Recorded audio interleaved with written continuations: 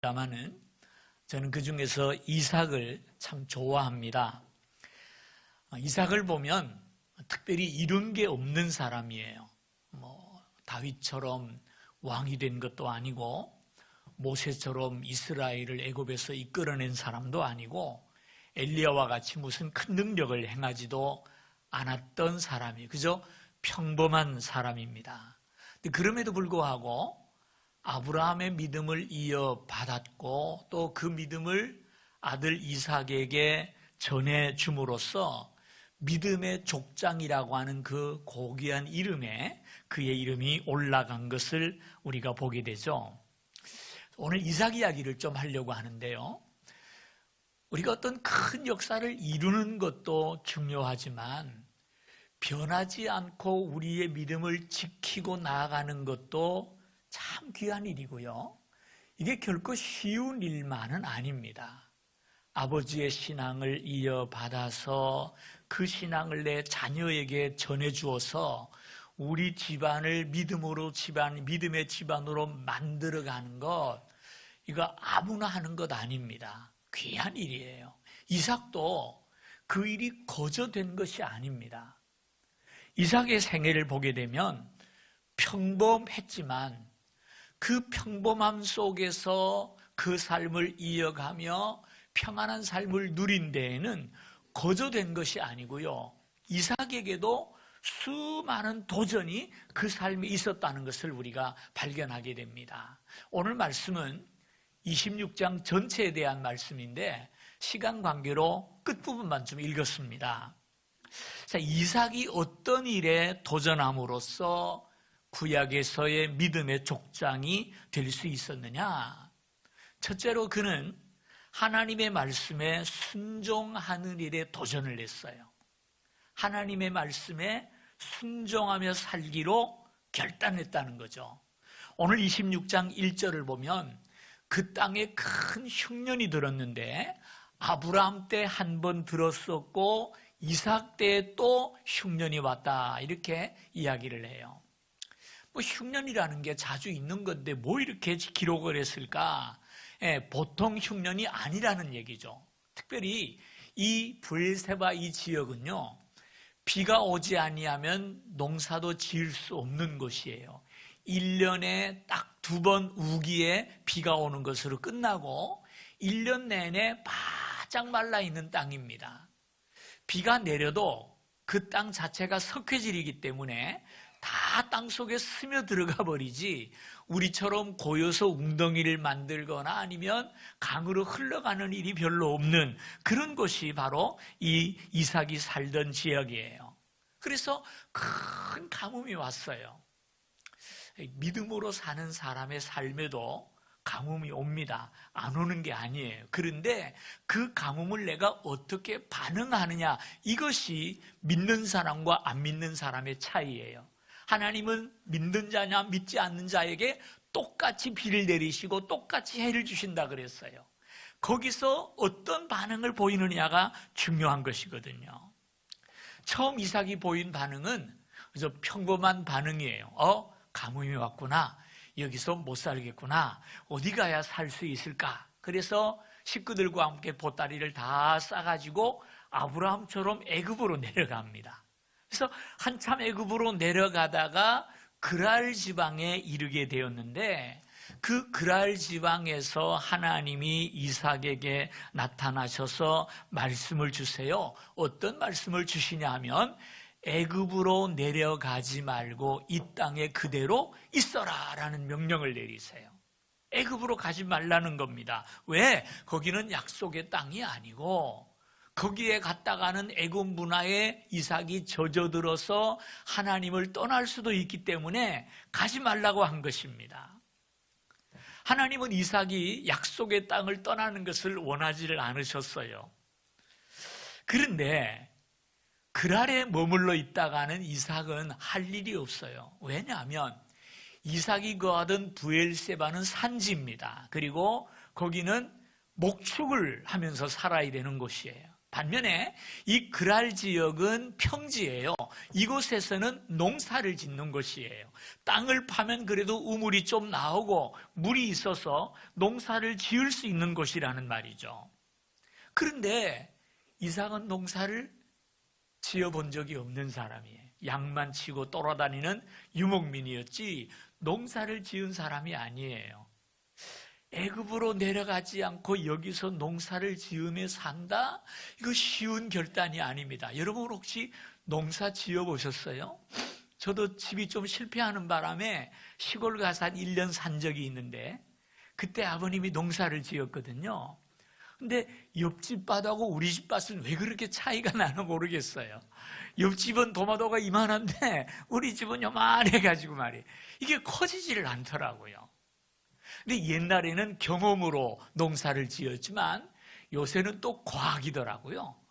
옛날 머리 가지고 농사 못 지어. 요새는 과학적으로 농사를 짓지 않으면 따라가지를 못하더라고요. 그러니 유목만 일삼으며 살던 사람이 이 그랄에 와서 농사를 짓는다? 쉬운 결단은 아니었을 것입니다. 그런데 그때 이삭은 하나님의 명령에 순종하기로 도전을 하죠. 그죠? 하나님이 가지 말라니까 가지 말아야 되겠다. 예? 주가 가라시면 가고 주가 멈추라시면 멈추겠습니다. 순종합니다. 이처럼 순종함으로 거기 남아서 되지도 않는 농사를 열심히 나름대로 지었는데요. 놀라운 일이 일어나요. 여러분 12절을 한번 볼까요? 이삭이 그 땅에서 농사하여 그 해에 얼마를 얻었다고요? 100배나 얻었고 나중에 보니까 마침내 거부가 되었다라고 말씀을 해요. 있을 수 있는 일입니까? 있을 수 없는 일입니까? 있을 수 없는 일이에요. 처음 농사 짓는 사람이 100배를 얻는다? 여러분 그 당시 농사는요 3배, 4배만 얻어도 잘 지었다고 생각했대요. 농업에 대한 과학이 발전이 없었으니까. 지금 뭐 이삭이만큼 뭉치는 거 그건 농사법이 발달해서 그런 것이지 고대 사회는 그게 아니었대요. 근데 그런 사회 속에서 이삭이 100배나 얻어서 거부가 되었다. 쉬운 일이 아니에요. 어떻게 이런 일이 가능했을까? 그 다음 말씀을 보면은요, 여호와께서 복을 주심으로 마침내 이삭이 거부가 됐대요. 누가 하신 일입니까? 하나님께서 하신 일인 줄로 믿으시기를 바랍니다.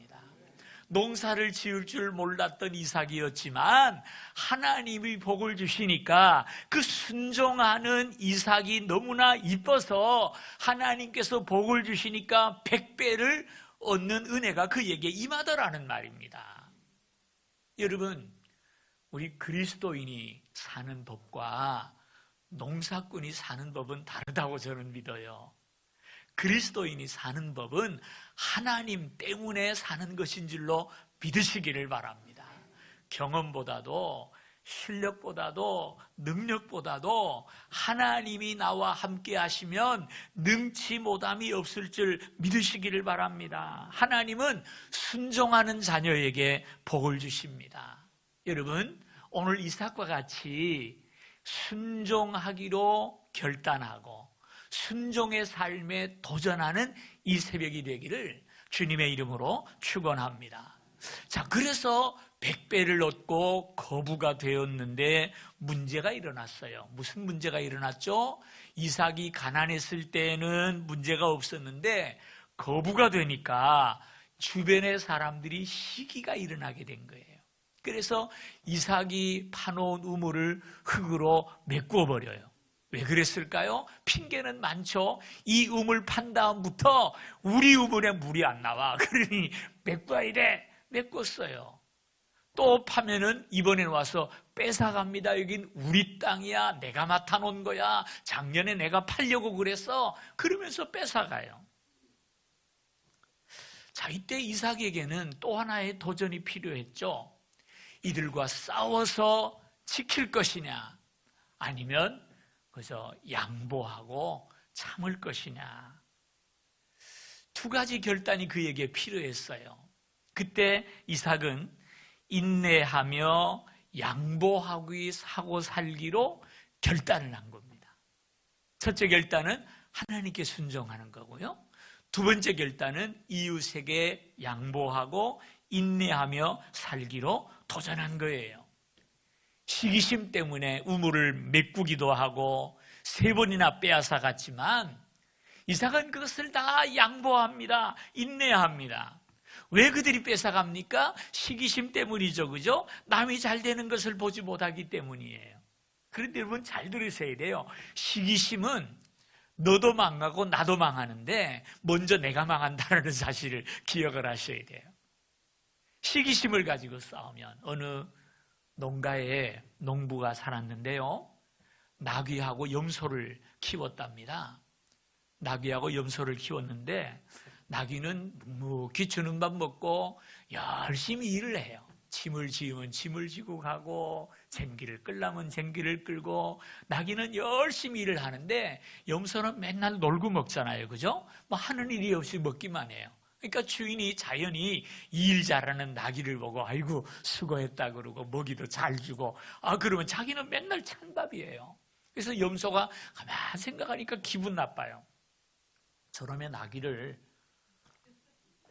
어떻게 하면 쫓아내고 내가 주인의 사랑을 독차지할까 하고 고민을 하다가 좋은 아이디어가 떠올랐대요. 그래서 나귀에게 가가지고 쪽닥쪽닥 하고 얘기를 한 거예요. 무슨 얘기를 했냐면 야, 너 왜 그렇게 무거운 거 짊어지고 고생을 하냐. 주인이 내가 봐도 너무 무거운 걸 실어주더라. 그러니까 너무 무거운 걸 실어주면 이렇게 가다가 개울 지나갈 때 팍 넘어져가지고 그 물건을 다 그냥 못 쓰게 만들어버려라. 그러면은 주인이 이 나귀가 이제 나이가 들어서 기운이 없나 보구나. 그러고 짐을 조금만 지울 거야. 그러면 야 쉽지 않냐. 나귀가 가만 들어보니까 맞는 말이잖아요. 근데 이 염소는 겉으로는 그렇게 얘기를 해도 속은 다른 거예요. 여러 가지 그 기운이 없으면 주인이 팔아먹든지 아니면 잡아먹을 거다. 그래서 나귀가 없어질 걸 생각한 거예요. 이 어리석은 나귀는 그 염소의 말을 듣고 그냥 길을 가다가 자꾸 주저앉고 개울을 건너다가 넘어지고 자꾸 그래요. 그러니까 주인이 가만 보니까 이 나귀가 이거 큰일 났어요. 기운이 빠진 것 같아. 그래서 수의사를 불렀대요. 수의사. 이 나귀가 일을 참 잘했는데 요새 좀 이상하다고. 그러니까 이 수의사가 보더니 이 나귀가 기력이 좀 떨어졌는데 이럴 때는 특효약이 있는데 염소의 간이 참 특효라고. 그래가지고 염소를 잡아서 간을 먹여가지고 남을 망하게 하면 지가 먼저 망하더라는 거예요. 반면에 이삭은 어때요? 양보하고 인내해요. 그죠? 양보해요. 남이 잘 되도록 밀어주고 내가 거룩한 손해를 입더라는 거예요. 그랬더니 어떻게 됩니까? 파는 곳마다 우물이 나와요. 파는 곳마다 우물이 나와요. 나중에는 더 이상 방해하지 않고 이삭의 삶에 평안이 찾아왔다 그랬어요. 평안이 찾아왔다. 그래서 그 22절에 보면은요, 이삭이 거기서 옮겨 다른 우물을 팠더니 그들이 다투지 아니하므로 그 이름을 르호봇이라 해 이르되 이제는 여호와께서 우리를 위하여 넓게 하셨으니 이 땅에서 우리가 번성하리로다. 그래서 이 이삭의 삶에 드디어 평안이 찾아옵니다. 그런데 이제 평안하고 번성하고 오래간만에 참 삶의 안식이 왔는데 이때 이삭이 또 하나의 도전을 해요. 참 이삭의 멋진 모습이 여기에 나오는데요. 이제 살만하잖아요. 그 지역 사람하고 싸우지도 않고 물도 뭐 파면 잘 나오고 농사도 100배 얻고 이만하면 됐는데 그때 이삭이 또 한 번의 도전을 해요. 그것은 뭐냐? 평안하고 풍요로운 이 그라를 버리고 다시 브엘세바로 돌아가기로 결정한 거예요. 왜? 거기가 나온 땅이잖아요. 이제 가뭄도 그쳤고 브엘세바도 살만하니까 내가 브엘세바로 돌아가야 되겠다는 것입니다. 왜? 이 그랄은 그리라도 우물을 파면 물이라도 나오는 곳인데요. 이 브엘세바는 파도 안 나오는 곳이에요. 광야예요. 이 사막 지역입니다. 이 지역은. 자, 그런데 왜 그리로 돌아가려고 하는 것일까요? 그 브엘세바는 아브라함이 갈대아 우르를 떠나서 가나안에 들어와서 거주하기를 시작한 곳이에요. 그곳은 바로 이삭이 태어난 곳이기도 하고 하나님의 축복의 땅이요, 약속의 땅이요, 은혜 중심의 삶이요, 신앙의 중심지라는 말이에요. 그래서 이 이삭은 다시 브엘세바로 돌아가기로 결정을 합니다. 그랄에 파놓은 우물이 몇 개인데 얼마나 농사도 잘 되고 얼마나 풍요로운데 이제 주변 사람과 조금 적응을 해가지고 다투지 않고 살만한데 왜 여기를 버리고 그 브엘세바는 네게브라고 하는 사막 가운데 있는 도시예요. 그 사막 가운데 있는 도시로 뭐하러 돌아가려고 하느냐? 거기는 풀 한 포기가 귀한 지역입니다.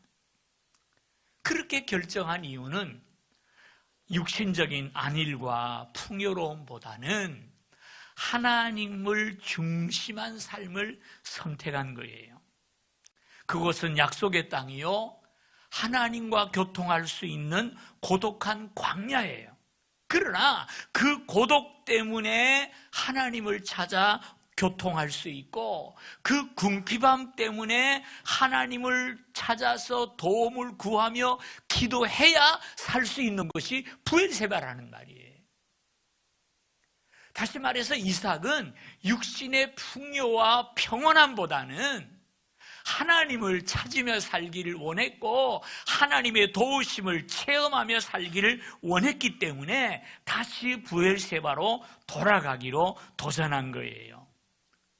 풍성한 물과 물질의 풍요로움을 다 내려놓고 물은 좀 부족하지만 하나님이 계시는 그곳, 신앙 중심으로 살아야 살는 그곳, 하나님을 중심하지 아니하고는 살 수 없는 그곳으로 다시 돌아가기로 결단했다는 것, 얼마나 멋진 모습입니까? 사람들마다 육신의 풍요와 또 내 삶의 수입을 위해서 신앙적인 것을 양보해요. 하나님을 양보하며 살아가요. 이삭은 그게 아니에요. 이 땅의 풍요로움과 물질을 양보하는 한이 있더라도 나는 하나님 없이는 살 수 없다. 하나님과 교통하는 것이 더 귀하다. 그래서 브엘세바로 다시금 돌아가기로 결단하는 것입니다. 이런 이삭의 모습을 보신 하나님께서 오늘 24절에 이삭에게 용기를 주십니다. 그 밤에 여호와께서 그에게 나타나 이르되 나는 내 하나님 아브라함의 하나님이니 내 아버지 아브라함의 하나님이니 두려워하지 말라. 내 종 아브라함을 위하여 내가 너와 함께 있어 내게 복을 주어 내 자손이 번성하게 하리라 하신지라. 이삭이 그곳에 제단을 쌓고 하나님의 이름을 부르며 거기 장막을 쳤더니 이삭의 종들이 거기서도 우물을 팠더라. 예, 그 그랄을 버리고 브엘세바 황무지로 찾아와서 첫날 밤을 보낼 때 얼마나 씁쓸하고 얼마나 아쉽고 얼마나 허전하겠어요. 그런데 그 밤에 하나님이 나타나셔서 이삭아 염려하지 마라. 내가 너와 함께 할 것이고 내가 너를 번성하게 할 것이다.